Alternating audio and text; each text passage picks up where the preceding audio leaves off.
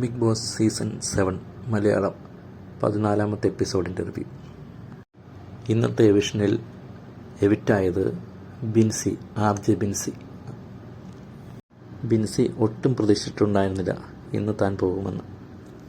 അതുകൊണ്ട് തന്നെ അവൾക്ക് ആദ്യമേ അമ്പരപ്പുണ്ടായിരുന്നു. ഹൗസിലെ മറ്റ് ആൾക്കാരും പ്രതീക്ഷിച്ചിട്ടുണ്ടായിരുന്നില്ല ബിൻസി പോകുമെന്ന്. അനുമോളത് പറയുകയും ചെയ്തു, ഒട്ടും എക്സെപ്റ്റ് ചെയ്തില്ല എന്ന്. അപ്പാനി ശരത്തൊക്കെ കരയാൻ തുടങ്ങി. 2-3 ദിവസമായിട്ട് ബിൻസിയും അപ്പാനിയൊക്കെ ഒരു ചെറിയ ബോണ്ടൊക്കെ ഉണ്ടായിരുന്നു.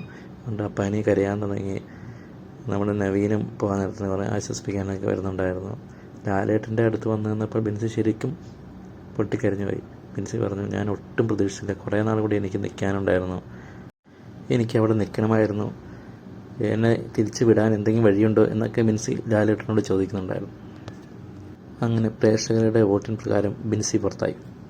ഇന്ന് ഹൗസിൽ മെയിനായിട്ട് ലാലേട്ടൻ ചോദിച്ചത് ജിസയിലും അനുമോളും തമ്മിലുള്ള ശീതസമരത്തെ പറ്റിയാണ്. ബിഗ് ബോസിലെ CID അനുമോൾ എന്നൊക്കെ പറഞ്ഞ് ലാലേട്ടൻ അവളെ പ്രശംസിക്കുകയായി ഉണ്ടായി. ജിസൈലിൻ്റെ മോഷണത്തെപ്പറ്റി ലാലേട്ടൻ ചോദിക്കുകയുണ്ടായി, മേക്കപ്പ് സാധനങ്ങളെപ്പറ്റി. ജിസൈലിൻ്റെതായ രീതിയിൽ അത് പ്രതിരോധിച്ചു. അനുമോളും ജിസൈലും തമ്മിലുള്ള പ്രശ്നം മോഹൻലാൽ വലിയ രീതിയിൽ അതൊരു ഇഷ്യൂ ആക്കിയെടുത്തില്ല. ജിസൈലിനോട് മേക്കപ്പ് സാധനങ്ങൾ മോഷ്ടിക്കരുതെന്നൊക്കെ പറഞ്ഞു, എന്നാലും അതൊരു വലിയ ചോദ്യം ചെയ്യലൊന്നും ആയിരുന്നില്ല. അനുമോൾ ആണുങ്ങളെ മൊണ്ണ എന്ന് പറയുന്നതും അവർ ജിസൈലിൻ്റെ ബോയ് ഫ്രണ്ട്സ് ആണെന്ന് പറയുന്നതൊക്കെ ഉള്ള വീഡിയോ ലാലേട്ടൻ അവർക്ക് കാണിച്ചു കൊടുത്തു. അഭിലാഷ് ഒഴികെ ബാക്കിയുള്ളവരൊക്കെ മൊണ്ണകളാണെന്ന് അതിൽ അനുമോൾ പറയുന്നുണ്ടായിരുന്നു. ഇത് കേട്ട് ബാക്കിയുള്ളവരുടെയൊക്കെ മുഖഭാവങ്ങൾ മാറി. അക്ബർ പറഞ്ഞു, ഞാനത് കാര്യമായിട്ടൊന്നും എടുക്കുന്നില്ല, അവളെ തമാശയായിട്ട് കരുതിയായിട്ടാണ് എടുക്കുന്നതെന്നൊക്കെ പറഞ്ഞു. അനുമോളുടെ ഈ വാക്കുകൾ വരും ദിവസങ്ങളിൽ അറിയാൻ പറ്റും അവിടെയുള്ള ആണുങ്ങൾക്ക് എന്താണ് സംഭവിക്കുന്നതെന്ന്. അനുമോളും അവിടെയുള്ള ആണുങ്ങളും തമ്മിലുള്ള ഒരു ഏറ്റുമുട്ടലുണ്ടാകുമോ? നമുക്ക് കാത്തിരുന്ന് കാണാം. അനീഷിനെ വിളിച്ച് നിർത്തി ലാലേട്ടൻ ചോദിച്ചു, മുമ്പ് ഉള്ള സീസണുകളിൽ ജയിച്ചവരുടെ ആരെങ്കിലും സ്ട്രാറ്റജി ആയിട്ടാണോ താങ്കൾ വന്നിരിക്കുന്നത് എന്ന് ചോദിച്ചു. അവരുടെ സ്ട്രാറ്റജിയെപ്പറ്റി എനിക്കറിയില്ല എന്ന് അനീഷ് മറുപടി പറഞ്ഞു. ഞാനാണിങ്ങനെ ജെന്യുവനായിട്ടാണ് നിൽക്കുന്നത്, അതുകൊണ്ടാണ് ഞാൻ ഇങ്ങനെയൊക്കെ പ്രവർത്തിക്കുന്നത് എന്ന് പറഞ്ഞു. റാങ്കിങ് ടാസ്കിനെ പറ്റി അനീഷിനോട് ലാലേട്ടൻ ചോദിച്ചു. അത് കഴിഞ്ഞിട്ട് ആ വീഡിയോ കാണിച്ചു കൊടുത്തു. എനിക്ക് 1-ാം സ്ഥാനം വേണം, എനിക്ക് 1-ാം സ്ഥാനം വേണം, ഇങ്ങനെ പറയുന്നത് വീഡിയോ അനീഷിനെ ലാലേട്ടൻ കാണിച്ചു കൊടുത്തു. നിങ്ങളൊരു കാരണം പറയാതെയാണ്, ഒരു ക്ലാരിഫിക്കേഷൻ ഒന്നും പറയാതെയാണ് 1-ാം സ്ഥാനം വേണമെന്ന് പറയുന്നത്. അതിലെന്താണ് ലോജിക്ക് എന്ന് ചോദിക്കുന്നു. അതിനുശേഷം ഒരു റാങ്കിങ്ങിൻ്റെ ബോർഡ് അവിടെ കൊണ്ടുവച്ചിട്ട് ഓരോരുത്തരും അവരവർക്ക് ഇഷ്ടപ്പെട്ട ആൾക്ക് 1-ാം സ്ഥാനം സ്റ്റാർ കൊടുക്കാൻ പറയുന്നു ലാലേട്ടൻ. ഒട്ടുമിക്ക ആണുങ്ങളും ജിസൈലിൻ്റെ പേർക്കാണ് സ്റ്റാറിങ് കൊടുത്തത്.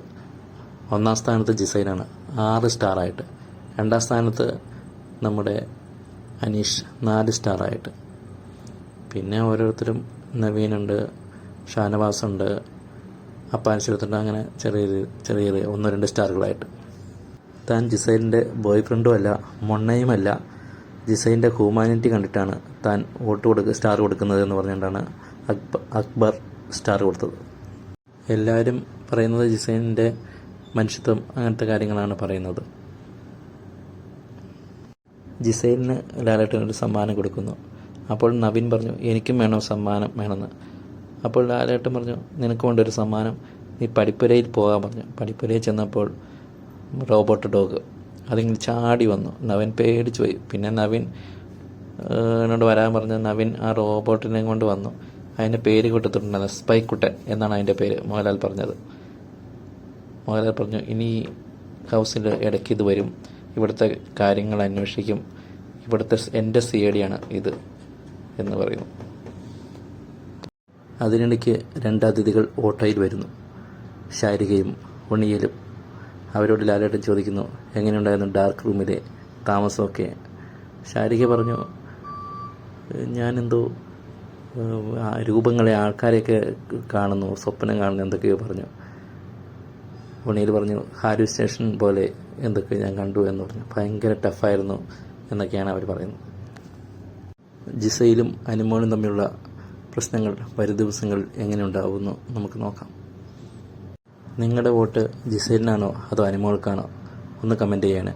വീഡിയോ ഇഷ്ടമായെങ്കിൽ ഒന്ന് സബ്സ്ക്രൈബ് ചെയ്യും ലൈക്ക് ചെയ്യുകയും ചെയ്യണേ.